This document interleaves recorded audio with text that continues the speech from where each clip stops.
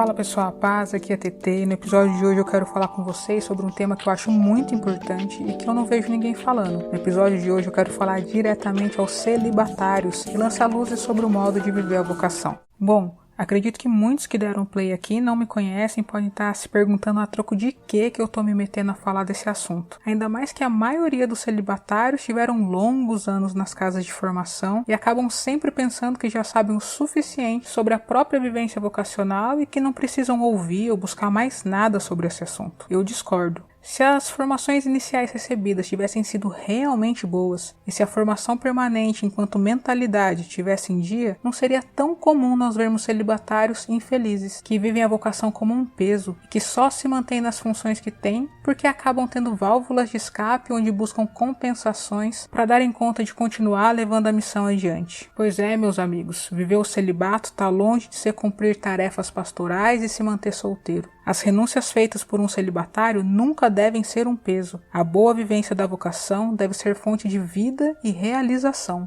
Nada do que eu vou falar aqui é ideia da minha cabeça. Vou partilhar com vocês um pouco do que eu pude aprender nas aulas que eu tive com o padre Amedeo Tintini durante o tempo que eu estudei na Universidade Salesiana de Roma e também nos estudos que eu continuei fazendo ou tendo como fonte desde que eu voltei para o Brasil. Como o conteúdo dele é majoritariamente em italiano e eu não vejo chegar muita gente aqui no Brasil, eu resolvi começar a dar a minha contribuição. No final do episódio, eu vou falar as fontes que eu estou usando. As ideias que eu vou apresentar aqui são as centrais e sem tanto aprofundamento. Quem sabe mais pra frente dá pra fazer mais episódios sobre o assunto, se vocês quiserem. Há quem possa imaginar que para falar de celibato bem vivido, eu vou falar das coisas do alto e vou deixar de lado as corrupções da carne. Pelo contrário, a boa vivência do celibato passa por olhar a sexualidade, por ver nela algo abençoado, reconhecer que ela faz parte de mim de modo irrenunciável e que existe só uma dimensão dela, a genitalidade, o ato sexual propriamente dito, que é renunciado para que seja vivida uma entrega mais completa a Deus através da vivência celibatária. E como enxergar a sexualidade como algo abençoado? Percebendo que nela está manifestado um pouco do que é o sentido da vida, o significado do ser humano, já que ela comporta a dinâmica de vida recebida e vida doada. A vida é um bem que recebemos e que naturalmente deve se tornar um bem que doamos aos outros. Para entendermos melhor isso, pode ser bom a gente saber as 4 características da sexualidade. A primeira, ela é energia. Ela tem em si uma força própria, pode causar perturbação e movimento. Não tem como fingir que essa energia não existe ou deixá-la em stand-by. A sexualidade faz parte da energia da vida, da criação. É uma realidade abençoada que vem de Deus. A segunda característica da sexualidade é que ela não é só uma energia, ela é também relacional. E o que isso quer dizer? Quer dizer que a minha sexualidade me leva a sair de mim mesma para eu ir ao encontro do outro. Ela não é algo que me mantém só aqui no meu quadrado. A terceira característica da sexualidade é que ela é uma energia relacional de alteridade, de diversidade. Ela me abre e me possibilita entrar em relação com o que é diferente de mim. E só um pequeno parêntese, e deixando de lado qualquer juízo moral e levando em conta só aquilo que é o quadro que está sendo apresentado aqui. É por isso que a homossexualidade é uma negação da verdadeira natureza da sexualidade. Ela busca o igual e não o diferente de si. Fecha parêntese. Quando existe um fechamento à diversidade, quando há busca só por si ao que é igual a si, aos poucos a vida vai se tornando repetição de si mesmo e por isso deprimente. A quarta e última característica é que a sexualidade é energia que torna a vida fecunda. E isso acontece exatamente pelo que já foi dito, porque é a relação com o outro, com o diferente de mim. E aqui vale dizer que a fecundidade não se dá só no gerar filhos biologicamente. A fecundidade deve estar presente também na vida dos celibatários, mesmo sem a geração de filhos biológicos. Quando a relação é autêntica, é com um outro, com alguém diferente de mim, e não com um objeto, quando ela é motivada pelo amor e não pela utilidade do outro na minha vida, a relação é fecunda. Quando as relações são infantis ou com objetos, não existe fecundidade. Então, retomando rapidinho, a sexualidade é energia, é de relação, de alteridade e de fecundidade. Existe também um outro aspecto para a gente levar em conta, que é o lugar central que a sexualidade ocupa no interior de cada um de nós. Em palavras mais técnicas, seria dizer sobre a centralidade do instinto sexual na nossa geografia intrapsíquica.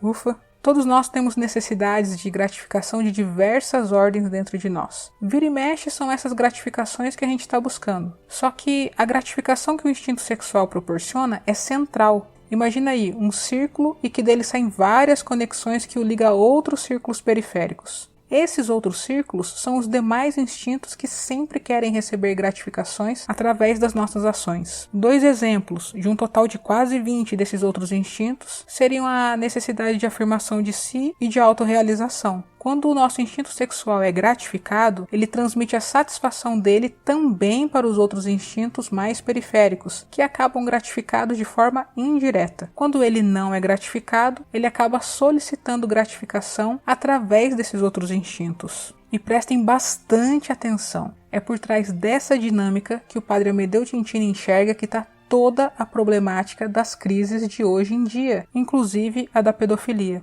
O que acontece na vida dos celibatários? Ou melhor, o que não acontece na vida dos celibatários é esse tipo de gratificação central proveniente do instinto sexual no exercício da genitalidade. Nenhum ser humano pode renunciar à sua sexualidade. A renúncia celibatária se dá no âmbito da genitalidade, só para deixar claro, E no pacote dessa renúncia, o que o celibatário acaba renunciando também? Justamente a gratificação que receberia e que tem papel central no suprir as suas necessidades e que acaba abalando também a gratificação das suas outras necessidades, já que nesse caso, daquela que é central não está emanando nada que sacie também as outras. É nessa dinâmica que muitos celibatários acabam tendo seu interior desequilibrado e nem percebem. O celibato só se manterá ordenado na medida em que a pessoa opta por ele todos os dias por reconhecer na sua relação de entrega total a Deus o maior dos bens que ela poderia ter.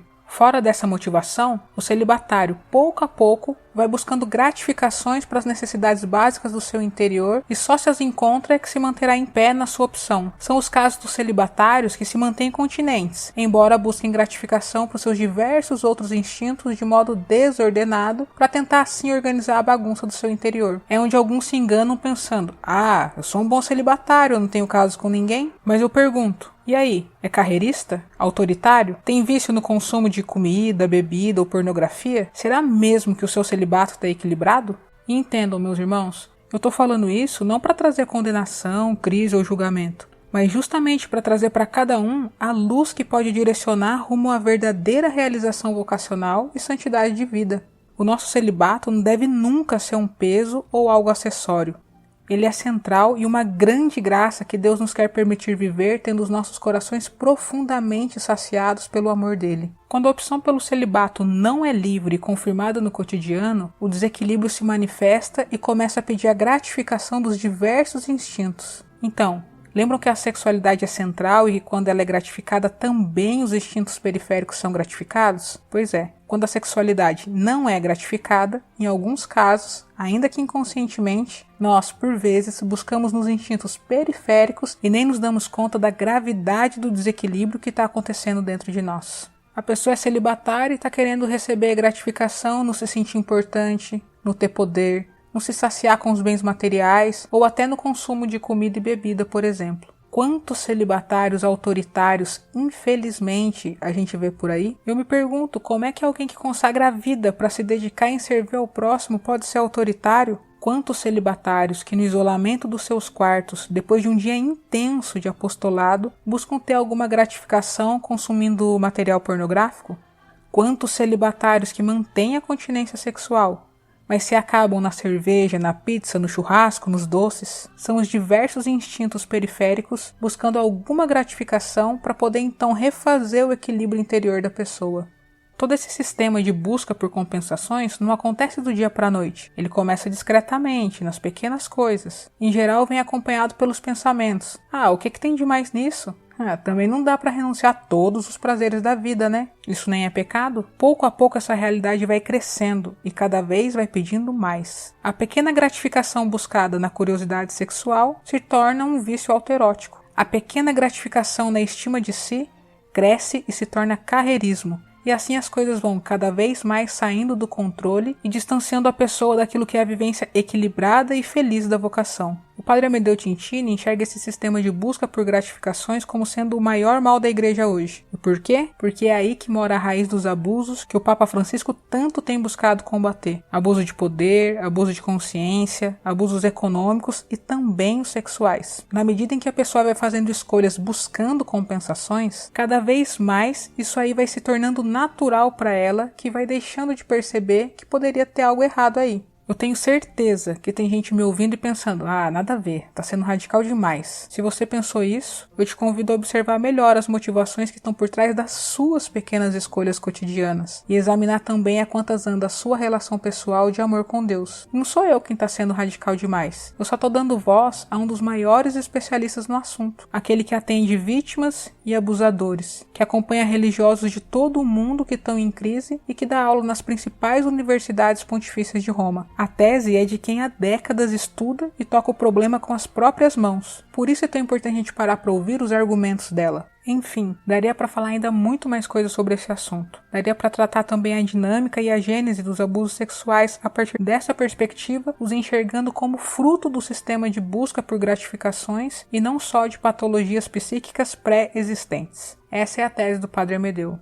Se quiserem se aprofundar no assunto, a base que eu usei para o episódio foi o curso disponível no YouTube sobre o livro L'Ora di Dio, que em português se chama A Hora de Deus, e pode ser facilmente encontrado para ser adquirido. Essa temática pode ser bastante aprofundada a partir das obras do padre Amedeo Tintini, e especialmente para os que sabem italiano, eu recomendo muito o livro È cambiato qualcosa? La Chiesa dopo gli scandali sessuali, e o curso disponível no YouTube sobre esse livro. Quem tiver interesse nesse tipo de conteúdo, entre em contato comigo para eu poder preparar mais coisa. Qualquer dúvida, comentário ou sugestão, me manda por direct lá no Insta, @FSTT. E se você quiser ter acesso a mais conteúdo tipo esse, acesse o site fstt.net. E nós seguimos juntos, verso lauto.